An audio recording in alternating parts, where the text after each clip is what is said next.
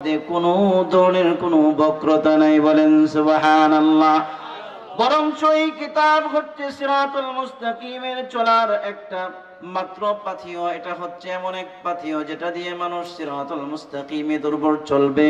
যারা কোরআন দিয়ে কথা বলবে, আল্লাহর নবী বলেন মান সাদাকা বিহি, যে ব্যক্তি আল্লাহর নবী বলেন যে ব্যক্তি কোরআন দিয়ে কথা বলে ওই ব্যক্তি সত্য কথা বলে।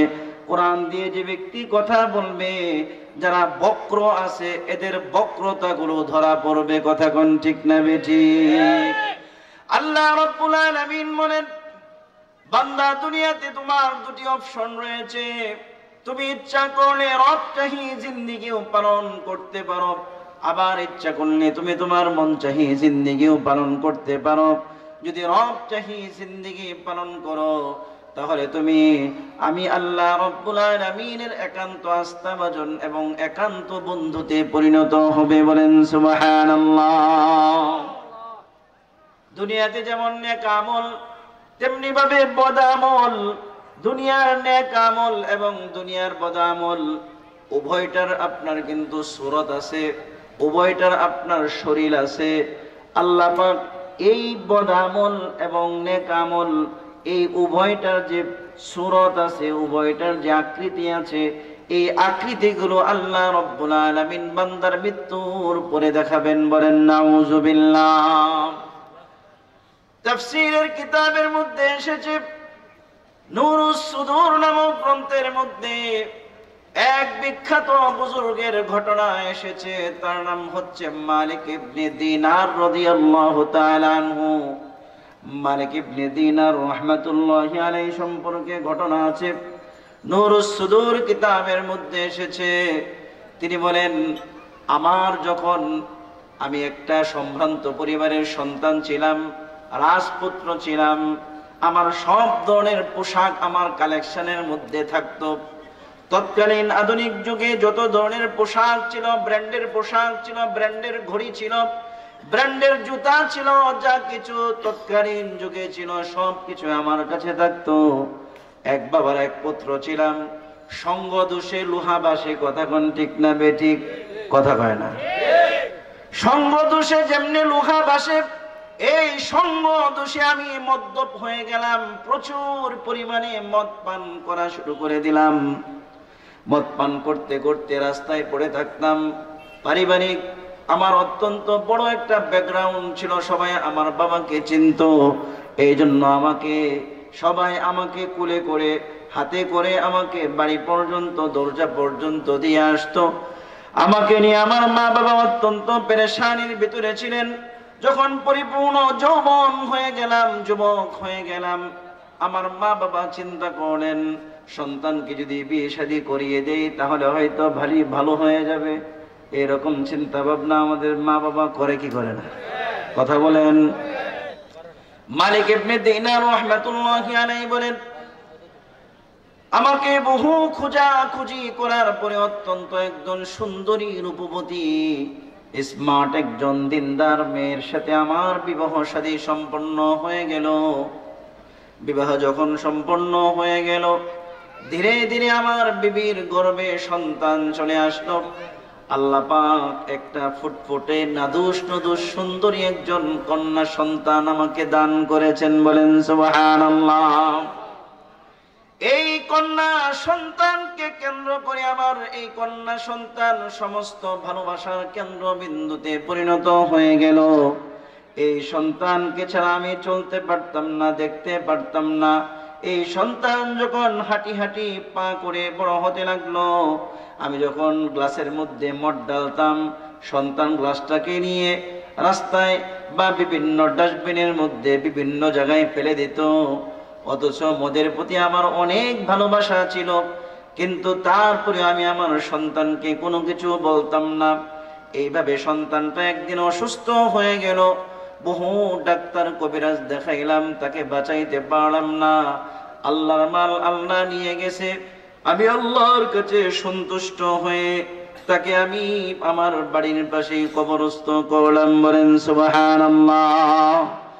কিন্তু এই সন্তান যখন মারা গেল, আমি একটু ভালো হওয়ার চিন্তা ভাবনা করেছিলাম। আমার এই সন্তানের মৃত্যুতে আমার কলিজা একদম ফেটে গেল, দিলটা খান খান হয়ে গেল। অত্যন্ত ভারাক্রান্ত হৃদয় নিয়ে আগের তুলনায় আরো বেশি পরিমাণে মদ পান করা শুরু করলাম। আমাদের সমাজে কিছু মানুষ আছে না নাই, টেনশন দূর করার জন্য মদ খায়, সুখ টান, কি টান, সিদ্ধি খায়, কি খায়, সিদ্ধি খায়। সমাজ শেষ, যুব সমাজ শেষ। এই যুব সমাজ আগামী 30 বছরের ভিতরে সব শেষ। এটি বিয়া করা পর্যন্ত কোনো যোগ্যতা থাকতো না। কথা কোন ঠিক না? একদিন আমাকে একজন এসে বলছে, হুজুর দেশটা তো শেষ হয়ে গেছে। কি হয়েছে? হুজুর আমার পোলাটা আগে শুধু বিড়ি খাইতো, এখন ডাইলও খায়। আমি কোন কি, আমিও তো 3 বেলা ডাইল খাই। কি কোন বাতের সাথে তো আমিও 3 বেলা ডাইল খাই। হুজুর এই ডাইল না, এটা কোন ডাইল? হুজুর আরেক ডাইল। আছে না নাই? আল্লাহ বলেন না নাউজুবিল্লাহ। টেনশন দূর করার জন্য কি খায়? নেশা করে। চাকা খাইছে, চাকা খায় বেকা হয়ে গেছে, এখন সে কি করে? নেশা করে। আছে না নাই? যারা জীবনে এত আপন ভাবছিলাম, আজকে সেই দেখি আরেকজনের হাত ধরে ঘুরে। আছে না নাই? এরকম বহু মানুষ ছেখা খায়, তারপরে হচ্ছে ক্ষমতাচ্যুত হয়, সম্পদ হারিয়ে যায়, জোয়ায় সে হেরে যায়, লস হয়, সন্তান হারিয়ে যায়। বিভিন্ন কষ্টে, বিভিন্ন দুঃখে যখন মানুষ দুঃখিত হয়, জর্জরিত হয়, তখন টেনশন দূর করার জন্য মানুষ নেশাগ্রস্ত হয়ে যায়। বলেন নাউজুবিল্লাহ। অথচ টেনশন দূর করার জন্য আল্লাহ পাক কলবের জিকির দিয়েছেন। যে ব্যক্তি জিকির যত বেশি করবে তার টেনশন তত বেশি দূর হবে।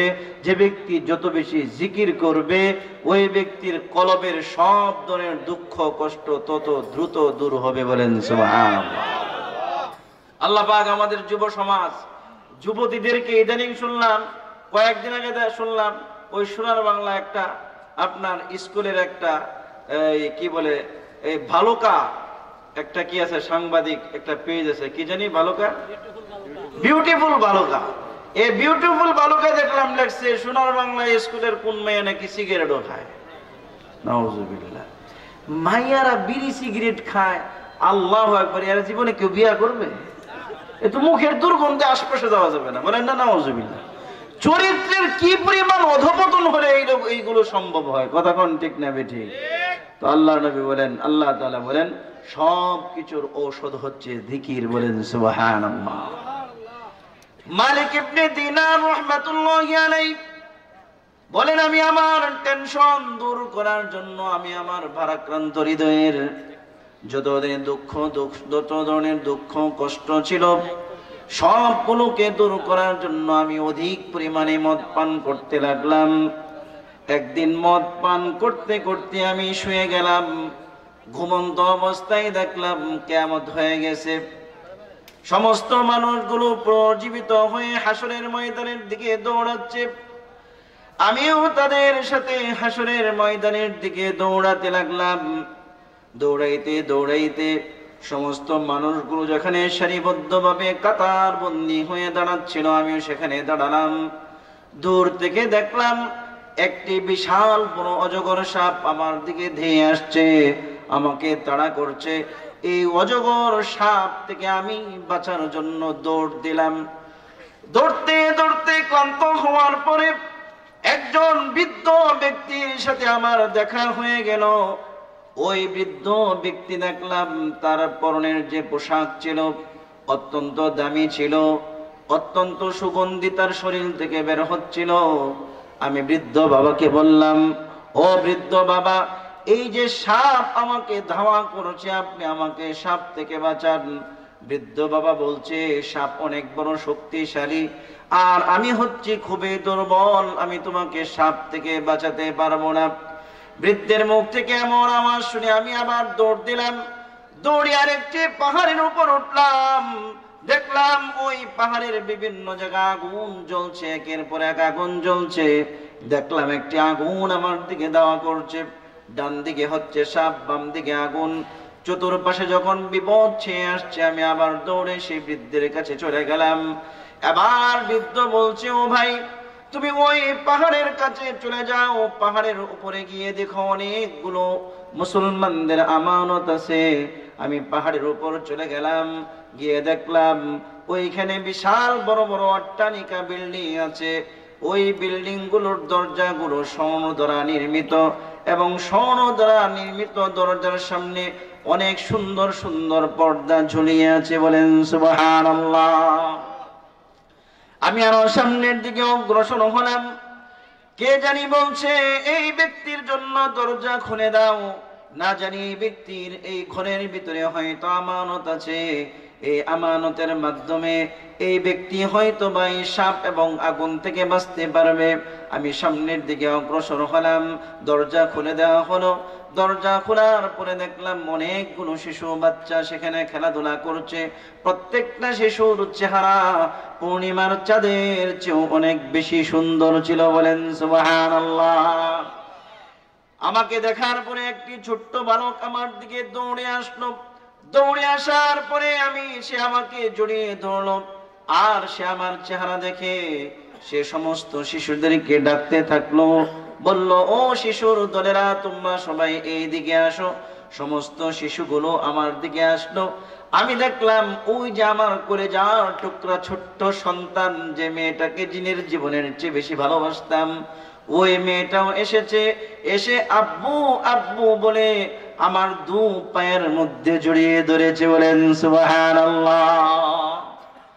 দুই পায়ে যখন জড়িয়ে ধরেছে, আমি আমার মেয়েকে বললাম, দেখো পিছনে সাপ দেখা যায়, আগুন দেখা যায়।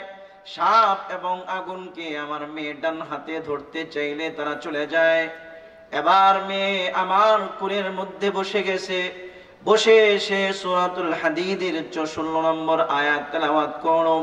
আল্লাহ পাক বলেন, আলাম ইয়ানি লিল্লাযীনা আমানু আন তাখশা কুলুবুহুম লিযিকরিল্লাহি ওয়া মা নাযালা মিনাল হক। আল্লাহ রাব্বুল আলামিন বলেন, ও আমার বান্দা, দুনিয়াতে খুব কম সময়ের জন্য প্রেরণ করলাম। তোমাদেরকে অনস্তিত্ব থেকে অস্তিত্বে নিয়ে আসলাম। শিশু থেকে ধীরে ধীরে কিশোর করলাম, কিশোর থেকে বালক হইলা, বালকের পরে তোমাদেরকে সাবালক করলাম। যৌবন দিলাম, বিবি দিলাম, সন্তান দিলাম, ব্যবসা দিলাম, রাজনীতি দিলাম, সবকিছু দিলাম। ও বান্দা, তোমাকে কে আমার থেকে দূরে সরাচ্ছে?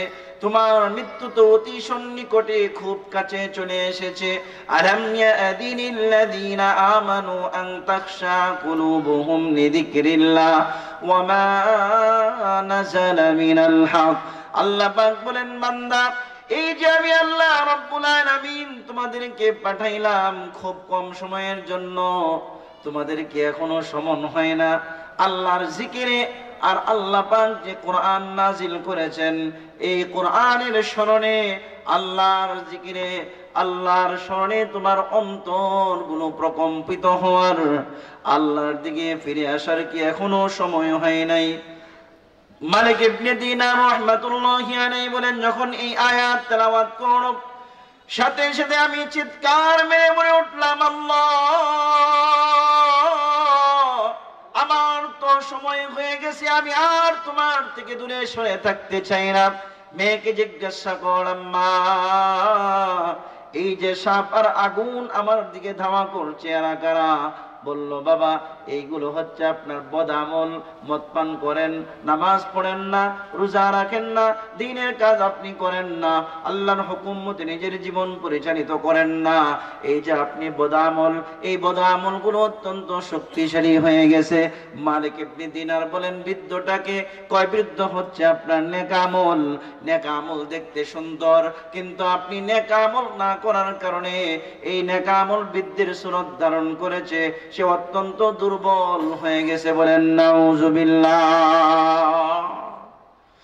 আল্লাহ রাব্বুল আলামিন বলেন, বান্দা, এই যে আমি তোমাকে দুনিয়াতে পাঠাইলাম, নেক আমলের একটি আসর আছে, তাসির আছে, বদ আমলেরও তাসির আছে।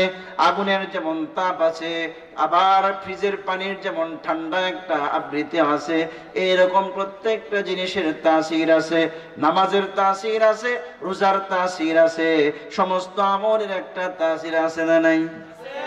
জোরে বলেন, জোরে বলেন, আছে না নাই? আল্লাহ রাব্বুল আলামিন বলেন, বান্দা এই যে ক্ষণস্থায়ী জীবন আমি তোমাকে পাঠাইলাম, এই ক্ষণস্থায়ী জীবন তো চোখের পলকে শেষ হয়ে যাবে। কয় হাসরের ময়দানের যে একদিন, এই একদিন দুনিয়ার জীবনের তোমার 50,000 বছরের সমান। দুনিয়ার জীবনে তুমি গণনা করো, 60 সেকেন্ডে 1 মিনিট হয়, 60 মিনিটে 1 ঘন্টা, এইরকম 24 ঘন্টায় একদিন, 7 দিনে 1 সপ্তাহ, 30 দিনে 1 মাস, 12 মাসে 1 বছর, 12 বছরে 1 যুগ, 100 বছরে এইরকম ভাবে 1 যুগ চলে যায়। এই যে তোমরা যেভাবে গণনা করো, এইরকম ভাবে দুনিয়ার 50,000 বছরের সমান হবে এই হাসরের ময়দানের একদিন। বলেন সুবহানাল্লাহ। এই যে তোমার একদিন, হাসরের ময়দানের একদিনের তুলনায় এই দুনিয়াতে তুমি খুব কম সময় থাকবে। এই কম সময়ের মধ্যে যে ব্যক্তি আমার হুকুমগুলো রাসূলের তরিকায় পালন করবে, ওই ব্যক্তি আমার প্রিয় বান্দা হয়ে যাবে। দেখবেন এই বাংলাদেশের থেকে যখন কোনো জনপ্রতিনিধি, যখন বড় কোনো লোক, বড় কোনো প্রভাবশালী ব্যক্তি, প্রধানমন্ত্রী হোক, মন্ত্রী হোক, মিনিস্টার হোক, এরা যখন বাহিরে সফরে যায়, তখন মানুষ ওই এয়ারপোর্ট থেকে ওই দেশের মানুষ তাকে মন্ত্রী, এমপি সহ বিভিন্ন নেতারা রিসিভ করে, কি করে না? জুড়ে বলেন। ঢাকা থেকে আজকে যদি ইউনূস সাহেব বালুকায় আসে, ওই দেখবেন জয়না থেকে গাড়ি দিয়ে মানুষ রিসিভ করে নিয়ে আসবে, কি আসবে না? কথা কয় না? এইরকম ভাবে বড় যখন অপরাধীকে ধরা হয়, তখনও তাকে বিভিন্ন বাহিনী একসাথে মিলিত ভাবে তাদের উপর হামলা মামলা করে। কথা কোন ঠিক না বেঠিক? এইরকম যারা হচ্ছে, আল্লাহ রাব্বুল আলামিন বলেন, যারা আমার হুকুম রাসূলের তরিকায় পালন করে, রব চাহি জিন্দেগি পালন করে, তারা হচ্ছে আমার ভিআইপি।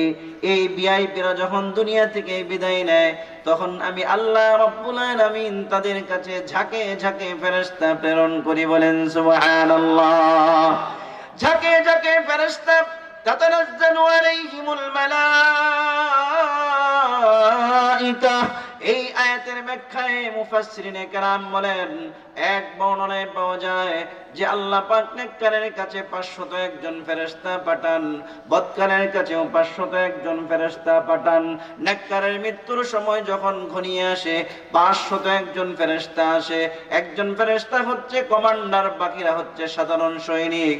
সাধারণ সৈনিকদের ডান হাতের মধ্যে, 500 জনের ডান হাতে 500 কালারের ফুলের তোড়া থাকে। বলেন সুবহানাল্লাহ।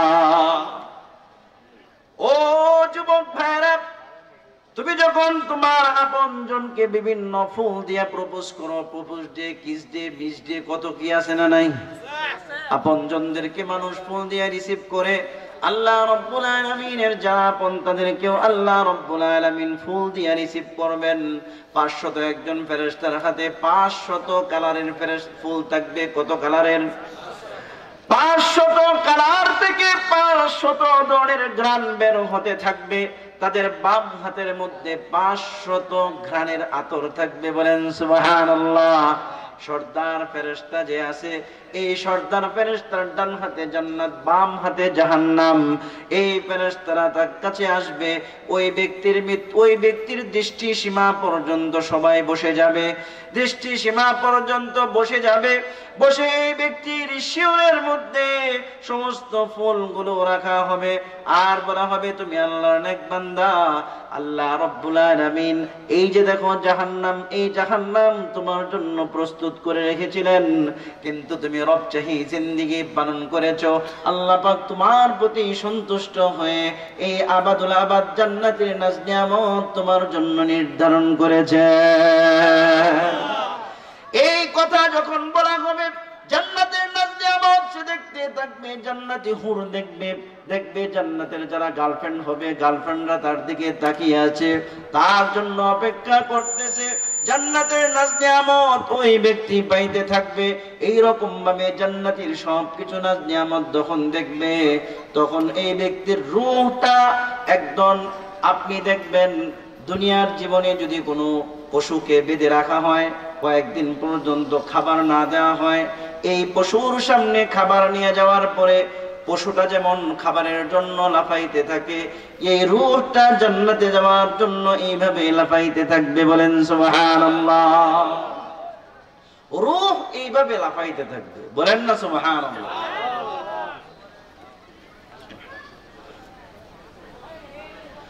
এবার আল্লাহ রাব্বুল আলামিনের ওই ফেরেশতা, কমান্ডার যে ফেরেশতা আছে, এই ফেরেশতা ডেকে ডেকে বলবে, ইয়া আইয়াতুহান